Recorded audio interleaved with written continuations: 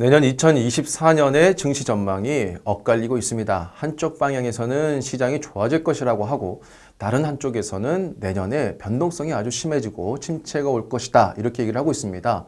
둘 간의 의견이 극명하게 갈리고 있고 시장의 투자자분들도 선택을 함에 있어서 굉장히 큰 혼란이 오고 있는 상황이다라고 볼 수 있습니다. 대표적인 미국의 투자 은행들이 이런 얘기를 했습니다. 블랙록은 돈을 쉽게 버는 시대가 끝났다. 추가 증시에 대한 변동성을 경고를 했고요. 뱅크 오브 아메리카는 내년에 증시가 낙관적이다. 그리고 S&P 지수가 5천을 간다라고 상당히 희망적으로 얘기했습니다.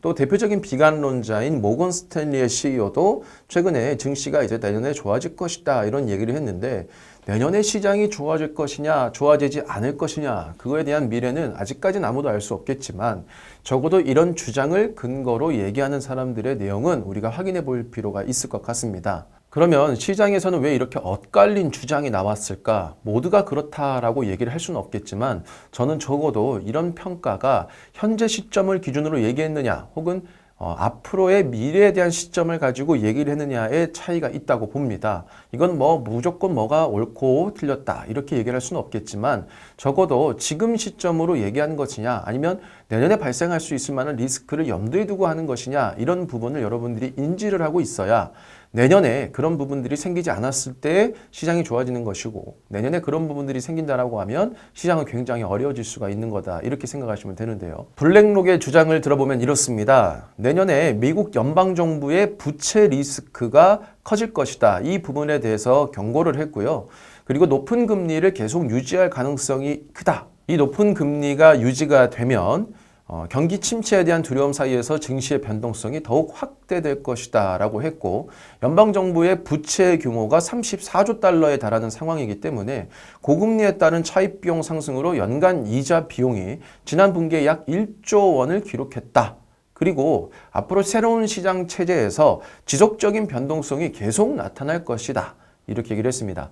그러니까 블랙록은 지금 현재 미국에서 가장 큰 문제가 되고 있는 정부 부채로 인한 시장의 변동성이 발생할 가능성이 높다라고 얘기를 했는데 사실 이 부분은 당장 해결될 수 있는 부분이 아니죠.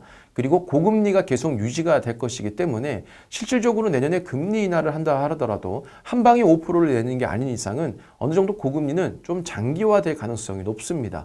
그렇기 때문에 지금의 이 이야기를 그냥 쉽게 흘려들을 수 있는 이야기는 아닌 것 같다라고 저는 생각을 하고 있고요. BOA, 뱅크 오브 아메리카가 얘기하는 주장도 한번 보시죠. 내년에 주식 투자자 천국이 될 것이다 라고 다소 좀 희망적인 얘기를 하긴 했습니다. 그 내용을 보면요. 뱅크 오브 아메리카의 투자 전략팀은 연준의 금리 인하 기대가 아니라 연준이 이룬 성과를 감안했다라고 얘기를 했습니다. 이 성과라는 건 뭐냐면 지금 연준의 금리 정책이 시장을 크게 무너뜨리지 않으면서 인플레이션을 잡고 있다. 이 부분을 얘기한 것이죠. 단순히 금리 인하 때문은 아니다라고 얘기를 했고 그게 바로 시장에서 지금 가장 많이 나오고 있는 이야기인 너무 뜨겁지도 너무 차갑지도 않은 안정적인 경제를 나타내는 골드락스의 환경을 기준으로 내년에 시장은 더 좋아질 것이다. 이렇게 얘기를 한 겁니다. 이 내용에는 모건 스탠리의 최고 투자 책임자 수석 전략가 마이클 월슨도 똑같이 동의를 해서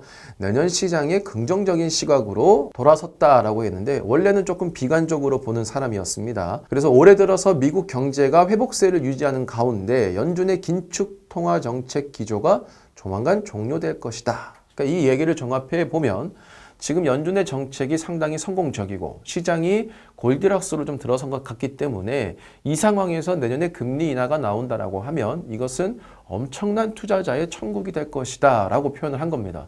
그러니까 지금 뱅크 오브 아메리카나 모건 스탠리 같은 경우에는 현재 시점을 기준으로 내년에 경제가 훨씬 더 좋아질 것입니다 라고 얘기를 하는 거고 블랙록 같은 경우에는 현재 기준보다는 내년에 이런 추가적인 리스크가 발생할 가능성이 높기 때문에 변동성이 오히려 커진다. 그래서 추가적인 성장은 어렵다. 이렇게 얘기를 한 겁니다. 누가 맞다, 틀리다의 얘기를 하기보다는 현재 상황이 내년까지 유지가 된다라고 하면 물론 금리 인하가 좋은 영향을 가져오겠죠.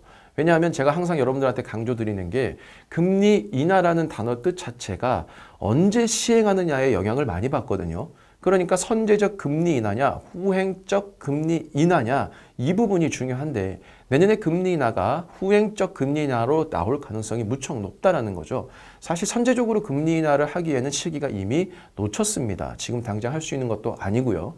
그러면 금리 인하를 하는 시점이 그 당시에 경제가 무너져서라고 한다라고 하면 그때 금리 인하 시점에 경제가 무너지면 블랙록의 이야기가 맞을 것이고, 만약에 내년에 금리 인하를 하는 시점이 경기가 무너지지 않았을 때 금리 인하를 조금 빨리 해주고 그걸 시장이 버텨준다라고 하면은 어찌 본다면 뱅크 오브 아메리카나 모건 스탠리의 이야기가 맞을 수 있겠죠. 투자자의 청구까지는 공감하기에는 너무 좀 멀리 간 것 같긴 한데, 그래도 어느 정도 그것이 좋은 효과를 가져올 수는 있을 것 같습니다.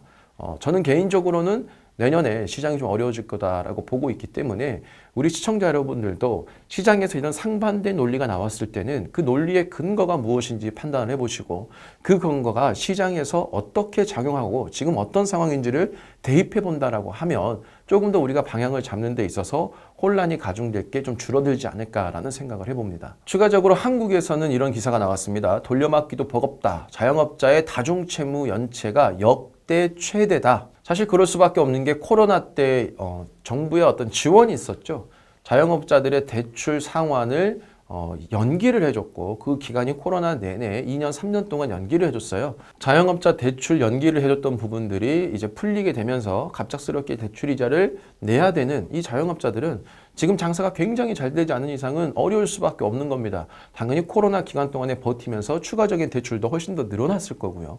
이 내용을 보면은 대출 잔액이 1년 사이에 6.2% 늘어난 743조 9천억 원이라고 합니다. 엄청나게 높은 역대 최대치인데, 이게 여기서 금리가 조금만 더 오르더라도 1%만 오르더라도 1인당 이자가 291만 원 증가한다고 하니까 이게 진짜 엄청난 수치죠.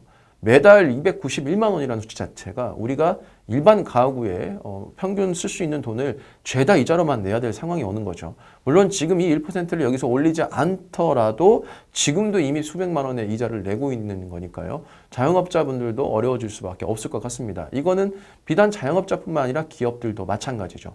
그래서 현재 고금리가 얼마나 유지가 될 것이고, 내년에 금리 인하가 이 고금리가 장기화된 이후에 시장이 버티고 있는 상태에서 금리가 내려가느냐, 못 버텨서 이제 금리를 내리느냐, 이 두 가지 포인트를 여러분들이 정말 중요하게 생각하셔야 될 것 같습니다. 정보가 많다는 건 정말 좋은 일인 것 같습니다. 과거 10년 전에 비해서 개인 투자자분들이 정보를 접하기가 정말 수월해졌는데, 쉽게 정보를 접하는 만큼 그거를 선별하고 또 찾아내고 내가 그걸 분석하는 데 노력이 더 많이 들어가야 되는데, 정보를 쉽게 찾다 보니까 상대적으로 그 정보의 질을 다루는 부분에 있어서는 시간을 투자하는 이 노력이 조금 떨어지고 있는 것이 아닌가라는 우려가 좀 생깁니다. 여러분들은 이 시장의 많은 정보들을 고지것대로 믿는 것이 아니라 우리가 이런 부분들에서 어떤 거를 취합하고 그리고 어떤 거를 받아들이고, 이런 부분들도 여러분들이 직접 할 수 있게끔 정보를 얻기만 하는 게 아니라 그걸 분석하는 능력도 계속적으로 좀 키워봤으면 하는 바람입니다. 오늘 영상도 도움됐다면 좋아요와 구독, 댓글 부탁드리고요. 다음 영상에서도 좋은 내용으로 인사드리도록 하겠습니다.